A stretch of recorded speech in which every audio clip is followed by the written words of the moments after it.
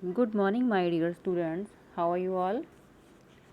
So, children, in today's class, we'll study the fourth chapter of first book, that is from the Diary of Anne Frank. Children, this is a different chapter from others because this is a real life account and it's an extract from somebody's diary. ये एक real life account है, यानी किसी real life के बारे में है और किस डायरी का एक छोटा सा पार्ट है. So this is different from other chapters. So chapter में बेटा जब second world war, during the time of second world war, Hitler was the leader of Nazis. Hitler का नाम तो आपने सुना ही होगा ना. हिटलर नाजीज़ का लीडर था और वह लोगों पे बहुत अत्याचार करता था. And he hated Jews. जो ज्यूज़ होते हैं उनको बहुत ज़्यादा हेट करता था वो. Anne Frank was born in a Jews family. Anne Frank एक ज्यूज़ परिवार में ही पैदा हुई थी और वो उन लोगों पे इतने ज़्यादा अत्याचार करता था कि जो लोग थे वो सब उससे बहुत ज़्यादा डरते थे.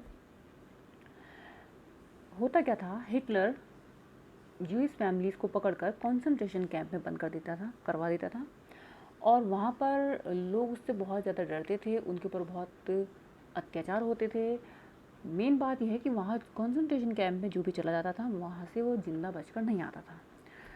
तो इस तरह से बहुत ही ज़्यादा टेरर क्रिएट किया हुआ था उसने. अब जो ये एन फ्रैंक थी, एन फ्रैंक की फैमिली, तो एन फ्रैंक की फैमिली एम्स्टर्डम चली गई जब उन्होंने देखा कि जर्मनी में भी नाजीज़ की पावर आ गई है. छिपते छिपते वो एक ऑटो फ्रैंक जो एन के फादर थे, वहाँ पर जहाँ जिस बिल्डिंग में उनका ऑफिस था वो उस बिल्डिंग में छिपते हैं. 2 ईयर्स के लिए वहीं पर रहते हैं वो. फाइनली उनको पकड़वा दिया जाता है, उनकी फैमिली पकड़ी जाती है और उनको भी कंसंट्रेशन कैंप में रखा जाता है जहाँ पर उसकी एन फ्रैंक की टाइफाइड से डेथ हो गई थी. अब after her death her father got a diary.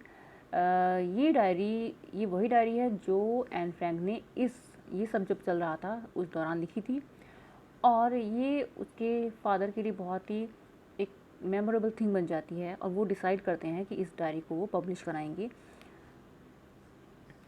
फिर वो इस डायरी को पब्लिश कराते हैं. So whatever she had written, जो भी कुछ वहाँ पर उसके माइंड में चल रहा था वो सब उसने अपने मन की बात इस डायरी में लिखी है.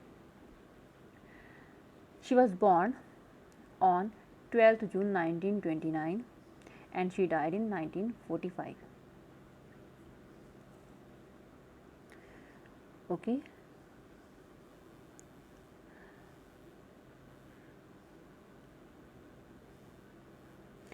Now see the explanation of the chapter.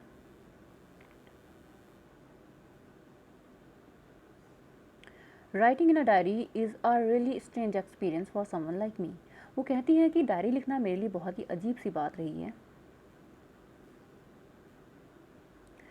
Not only because I have never written anything before, but also because it seems to me that later on neither I nor anyone else will be interested in the musings of a 13-year-old schoolgirl. वो इसलिए भी था कि मैं सोचती थी कि एक 13 साल की लड़की, म्यूजिंग मीन्स सोचना, थिंकिंग, 13 साल की लड़कियों के विचारों में, यानी कि जो हम लिखते हैं वो हमारे थॉट्स ही तो होते हैं. तो 13-year-old स्कूल गोइंग गर्ल की के जो विचार हैं, जो उसकी सोच है, थिंकिंग है, उसके बारे में ना ही तो कभी किसी ने पहले इंटरेस्ट लिया और ना ही कोई लेगा. I feel like writing and I have an even greater need to get all kinds of things off my chest. मुझे लगा कि मुझे लिखना चाहिए और मेरे मन में जो भी आया वो मैंने वहाँ पर उसमें लिखा. चेस्ट मीन्स दिल, हार्ट, मन. Paper has more patience than people. Dear children, this is the most important line of this chapter. ये क्वेश्चंस में भी आती है, पूछी जाती है. ओके. पेपर में पीपल यानी कि लोगों से ज़्यादा पेशेंस होता है. I thought of this saying on one of those days when I was feeling a little depressed and was sitting at my home with my chin in my hands. ये बात मुझे तब रियलाइज़ हुई, तब मैंने ऐसा सोचा कि पेपर में लोगों से ज़्यादा पेशेंस होता है. जब मैं एक दिन अपने घर पर बैठी थी. I was sitting there, I was doing nothing and I was having my chin in my hands. I was feeling bore and listless means careless. तो मैं क्या वो क्या फील कर रही थी, बोर्डम फील कर रही थी और केयरलेस फील कर रही थी, वॉन्डिंग वेदर टू स्टे इन और गो आउट, सोचते हुए कि मुझे घर के अंदर रुकना चाहिए फिर बाहर जाना चाहिए. I finally stayed where I was brooding. Yes, people does have more patience, and since I'm not planning to let anyone else read this stuff backed notebook grandly referred to as a diary, unless I should ever find a real friend, it probably won't make a bit of difference. तो वो कहती है कि आई was sitting, मैं वहाँ बैठी थी और जहाँ पर बैठी थी वहीं बैठी रही, एंड आई वॉज थिंकिंग कि ये जो हार्ड कॉपी की तरह जो डायरी है, जल्दी ही लोग इसको पढ़ें जब तक मुझे कोई फ्रेंड नहीं मिल जाता. बट अगर कोई मुझे फ्रेंड मिल भी जाता है तो इसमें कोई बहुत बड़ा डिफरेंस क्रिएट नहीं होने वाला, यानी कि डायरी में जो मैं लिखती हूँ वो मैं लिखती ही रहूँगी. Now I am back to the point that prompted me to keep a diary in the first place. I don't have a friend. अब जो मेरा पॉइंट था वो ये था कि डायरी को मैं फर्स्ट प्लेस पर क्यों रखती हूँ, because I did not have any friend, मेरा कोई फ्रेंड ही नहीं था. Let me put it more clearly, since no one will believe that a 13-year-old girl is completely alone in the world. वो कहती है कि ये बात बहुत ओल्ड लगती होगी लोगों को डेफिनेटली कि 13 साल की बच्ची, 13-year-old चाइल्ड यानी कि टीनेजर, उसका कोई फ्रेंड ही नहीं है. I have loving parents and a 16-year-old sister and there are about 30 people. लगभग मेरे पेरेंट्स भी हैं, 16-year-old एक सिस्टर भी है और लगभग 30 लोग हैं ऐसे जिनको मैं फ्रेंड्स कह सकती हूँ. I have a family, loving aunts and a good home. मेरे अंकल आंट भी हैं और एक अच्छा घर है. No, on the surface I seem to have everything except my one true friend. Superficially देखा जाए तो लोग देखकर मुझे नहीं लगता था कि मेरे पास दैट कि मुझे फ्रेंड की कमी महसूस होती होगी. सब कुछ मेरे पास ऐसा फील होता था. All I think about when I am with my friends is having a good time. मुझे लगता था कि with friends we can spend good time, हम अपने फ्रेंड्स के साथ बहुत अच्छा टाइम स्पेंड कर सकते हैं. I can bring myself to talk about anything but ordinary everyday things. मैं उनसे ऑर्डिनरी थिंग्स के बारे में भी बात कर सकती हूँ, सिर्फ अपने बारे में नहीं. We don't seem to be able to get any closer and that's the problem. हम बात करते हैं फ्रेंड से तो बहुत ज़्यादा कभी कभी ऐसा फील होता है कि सब कुछ हम उनसे शेयर नहीं कर सकते, यानी कि यहाँ पर पता चलता है कि उसके मन में ये बात थी, कुछ बातें ऐसी भी थी जो वो किसी से शेयर नहीं करना चाहती थी. एंड दैट्स द प्रॉब्लम, और यही प्रॉब्लम थी. Maybe it's my fault that we don't confide in each other in confide means trust. तो वो कहती कि ऐसा इसलिए भी हो सकता है कि मुझे ज़्यादा विश्वास बिलीव नहीं होता था लोगों में. In any case that's just how things are and unfortunately they are not liable to change. कुल मिला के बात यही थी कि कुछ भी चेंज होने वाला नहीं था, जो जैसा था वैसा ही होने वाला था. This is why I have started the diary, और यही रीज़न है that I started writing in diary. To enhance the image of this long awaited friend in my imagination, I don't want to jot down the facts in this diary the way most people would do.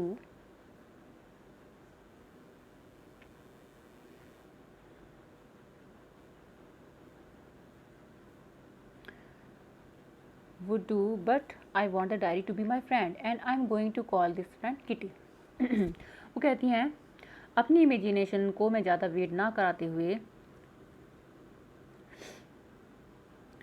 I don't want to jot down the facts in this diary the way most people would do. Jot down means लिखना. जिस तरह से एक लोग अपने views diary में लिखते हैं, मैं उस ट्रेडिशनल वे में अपने व्यूज़ वहाँ पर नहीं लिखना चाहती थी. Actually I wanted this diary to be my friend. अब इस डायरी को मैं अपना फ्रेंड बनाना चाहती थी बिल्कुल. And I am going to call this friend Kitty. और इस डायरी का मैं कुछ बोलने वाली थी, यानी कि इसका मैंने एक नया नाम भी रखा था. वो क्या था? Kitty.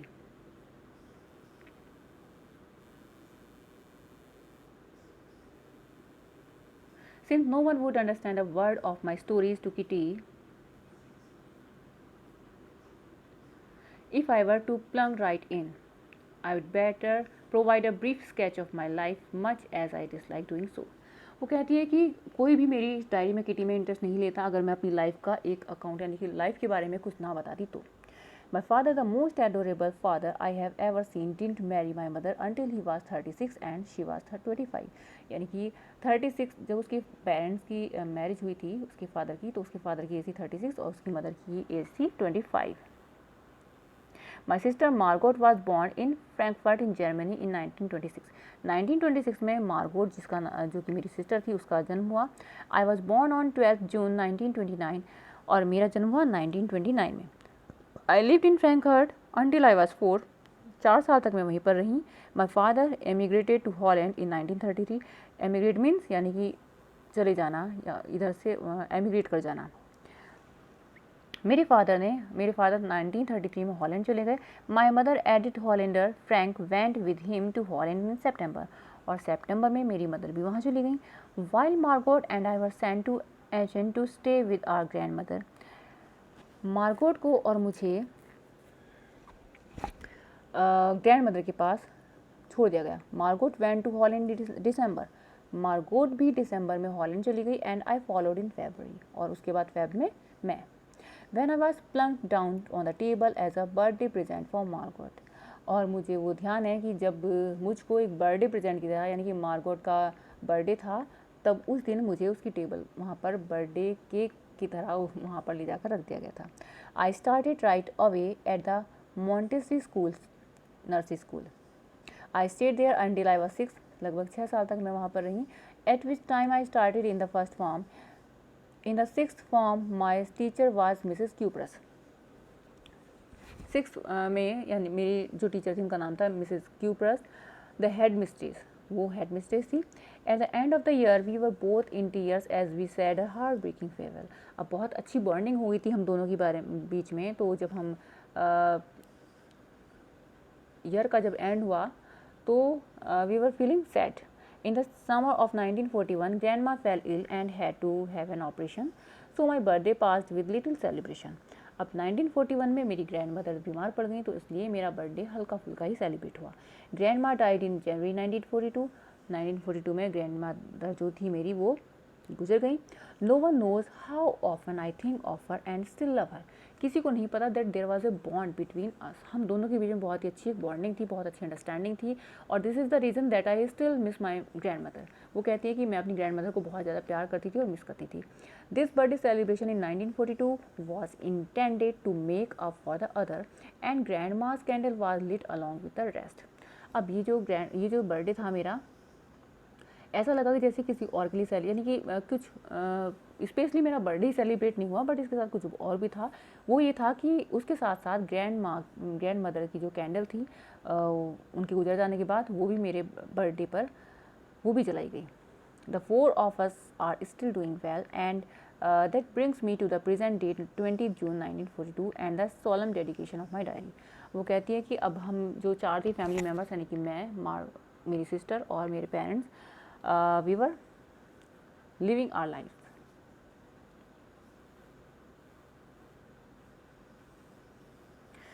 Dearest Kitty.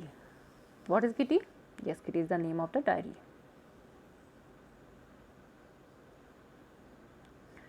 Our entire class is quaking in its boots. यानी कि हमारी जो क्लास थी बहुत ज़्यादा शोर मचा रही थी. The reason of course is the forthcoming meeting in which the teachers decide who will move up to the next form and who will be kept back. It was the day of result. Result के day पर ही ऐसा होता है ना, बच्चे सोचते हैं कि कौन पास होगा कौन फेल होगा. Half the class is making bats. लगभग आधे बच्चे थे जो बैट्स यानी कि शर्तें लगा रहे थे. Gian and I laughed ourselves silly at the 2 boys behind us. Gian is the name of her classmate. मैं और Gian और हम दोनों मतलब मैं और Gian क्या कर रहे थे, दूसरे लड़कों के ऊपर हंस रहे थे. Cian and Jockeys who have stacked their entire holiday savings on their bet, जो कि जिन्होंने पूरे हॉलीडेज शर्त ही लगाई थी इस बात पर कि कौन पास होगा कौन फेल होगा. From morning to night it's you are going to pass, no I am not, yes you are, no I am not. पूरा दिन मॉर्निंग से लेकर नाइट तक यही करते हुए निकल जाता था कि तुम पास होगे, मैं नहीं होऊंगा, मैं पास होऊंगा, तुम नहीं होंगे। Even these pleading glances and my angry outbursts can't calm them out. यहाँ तक कि अगर हम उनकी तरफ गुस्से से भी देख रहे थे तो भी बच्चे चुप नहीं होते थे। If you ask me, there are so many dummies that about a quarter of the class should be kept back. अगर हम ऑनेस्टली बात करें तो इतने सारे क्लास में बच्चे थे। डमीज़ मीन्स यानी कि आप डमीज़ होते हैं ना, जो गारमेंट शॉप पर बाहर खड़े रहते हैं, उनको कपड़े पहनाए हुए होते हैं, वो डमीज़। तो वो बिल्कुल डमी की तरह होते थे क्लास में, उनका कोई क्लास में इंटरेक्शन नहीं रहता था, कुछ खास रेस्पॉन्ड नहीं करते थे वो, और इसलिए यही रीज़न था कि उन सब बच्चों को भी फेल होना चाहिए था। But teachers are the most unpredictable creatures on the earth. But teacher जो हैं वो बहुत बिल्कुल अनप्रेडिक्टेबल क्रिएचर्स होते हैं अर्थ पर, यानी उनके बारे में कुछ कहा नहीं जा सकता। क्रिएचर्स मीन्स प्राणी। आई am not so worried about my girl friends and my self. मैं अपनी गर्ल यानी कि मेरी जो फ्रेंड्स थी, गर्ल जो फ्रेंड्स थी, उनके बारे में, अपने बारे में वरीड नहीं थी। Will make it. The only subject I am not sure about is maths. एक सब्जेक्ट था जिसके बारे में मैं बहुत ज़्यादा टेरिफाइड थी, that was maths. Anyway all we can do is wait. हम क्या कर सकते थे? Accept wait. हम वेट के अलावा कुछ नहीं कर सकते थे। Until then we keep telling each other not to lose heart. हमने आपस में एक दूसरे को समझाया कि हमें अपनी होप नहीं खोनी चाहिए। I get along pretty well with all my teachers, there are 9 of them, 7 men and 2 women. वो कहती है कि सभी टीचर्स के साथ मेरी बहुत अच्छी अंडरस्टैंडिंग थी। उनमें से 7 मैन थे और 2 women. There are 9 of them. Mr Keesing, the old fogey who teaches maths, was annoyed with me for ages because I talked so much. अब उनमें से जो मिस्टर कीजिंग थे वो ही used to teach me maths, वो मुझे maths पढ़ाते थे। वो मुझसे बहुत नाराज़ रहते थे क्योंकि मैं बहुत ज़्यादा बोलती थी। मेरे बोलने का रीज़न था उनकी नाराज़गी का। He assigned me extra homework and essay on the subject a chatter box. अब उन्होंने मुझे कैसे दिया एज अ पनिशमेंट, उसका और टॉपिक क्या था उसका? चैटर बॉक्स, यानी कि बोलते रहना। What can you write about that? अब इसके बारे में क्या लिख सकते हो? I would worry about that later. I decided. मैंने सोचा चलो सर ने मुझे दे दिया ये homework, but I will think about it later. मैं इसके बारे में बाद में सोचूंगी। I jotted down the title in my notebook and जो उसका टाइटल था जो सर ने मुझे बताया था वो मैंने अपनी नोटबुक में लिख लिया। Tucked it in my bag and tried to keep quiet. And I tried to keep quiet. मैंने चुप रहने की कोशिश की। That evening after I finished the rest of my homework, the note about the essay caught my eye. अपना homework finish करने के बाद उस दिन वो जो नोट था, टॉपिक था, उस पर मेरा ध्यान गया। I began thinking about the subject while chewing the tip of my fountain pen. Fountain pen की जो टिप थी यानी कि उसका जो ऊपर का पार्ट था उसको अपने मुंह में चबाते हुए मैंने उसके बारे में सोचने लगी। Anyone could ramble on and leave big spaces between the words, but the trick was to come up with convincing arguments to prove the necessity of talking.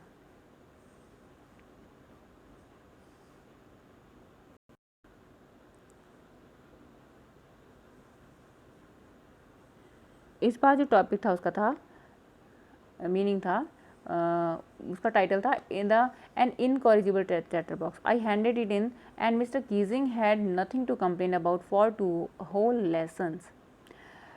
वो उन्होंने मुझे दे दिया और एंड मिस्टर कीजिंग के पास करने के लिए कोई भी कंप्लेन नहीं थी, यानी उन्होंने फिर मुझसे कुछ नहीं कहा। However during the 3rd lesson he would finally had enough. Anne Frank as punishment for talking in class write an essay entitled quack quack quack said mister Chatterbox. अब 3rd टाइम उन्होंने मुझे कहा कि एनी फ्रैंक, ये जो talking तुमने की है इसको इसकी पनिशमेंट के लिए तुम्हें एक और टॉपिक मिलता है। उसका टॉपिक है quack quack quack said mister chatterbox. The class roared means हंसने लगी। I had to laugh too, मुझे भी हंसना पड़ा। Though I would never nearly exhausted my ingenuity on the topic of chatter boxes. ये जो सर ने मुझे टॉपिक दिया था इसके बारे में जो मुझे लिखना था, तो इसकी जो इंजन्यूटी मीन्स सुपीरियरिटी यानी कि क्लेवरनेस, मुझे इसके बारे में कोई भी डाउट नहीं था। यानी कि वो सोच रही थी कि इस पर मैं लिख सकती हूँ।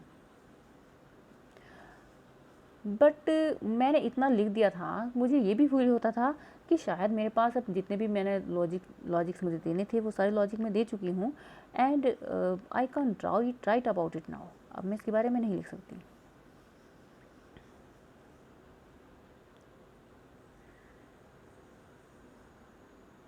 It was time to come up with something else, something original. My friend Sani, who is good at poetry, offered to help me write the essay from beginning to end in verse, and I jumped for joy. मेरी friend ने मेरी help की उस ऐसे को एक poetry की form में लिखने में। Mr Keesing was trying to play a joke on me with this ridiculous subject. Mr Keesing इसके साथ मेरे साथ एक बहुत ही वो रिडिकुलस जोक कर रहे थे, but I would make sure the joke was on him. वो उन्होंने जब मुझसे हंसकर इस तरह से बोलने की कोशिश की, वो मुझे ही कह रहे थे, मेरा मजाक उड़ा रहे थे, तो मैंने उनको उस जोक को उन्हीं के ऊपर अप्लाई करा दिया। I finished my poem and it was beautiful. मैंने जो पोम उनको पढ़ के सुनाई बहुत ब्यूटीफुल थी वो। It was about a mother duck and a father swan with 3 baby ducklings who were bitten to death by the father because they quack too much. ये पोएम थी एक मदर डक के बारे में, उसके और फादर के बारे में, यानी कि मदर फादर थे और उनके 3 बच्चे थे बेबी डकलिंग्स, जिनको उनके फादर ने मार दिया था क्योंकि वो बहुत ज़्यादा बोलते थे। Luckily mister Keesing took the joke the right way. Luckily mister Keesing ने उस जोक को बिल्कुल सही तरीके से लिया। He read the poem to the class. उन्होंने उस पोम को क्लास में पढ़ के सुनाया, एडिंग हिज ओन कमेंट्स, और अपने कमेंट्स यानी कि उसके बारे में उन्होंने व्यूज़ भी दिए, and to several other classes as well, और दूसरी क्लासेज में भी उसको पढ़ के सुनाया। Since then I have been allowed to talk and haven't been assigned any extra homework. तब से मुझे क्लास में परमिशन मिल गई टॉकिंग की और मुझे कोई एक्स्ट्रा होमवर्क भी नहीं दिया गया। On the contrary mister Keesing's always making jokes these days. दूसरी तरफ मिस्टर कीजिंग हमेशा जोक्स यानी कि इन चीज़ बातों के ऊपर हमेशा वो जोक बनाते रहते थे। Yours an extracted from the diary of a young girl with slight adaptation. अब ये dear children this was the extract of the diary, यानी कि डायरी से लिया हुआ ये पार्ट था। Okay, so I hope you have understood this chapter well. This was all in today's class. Goodbye.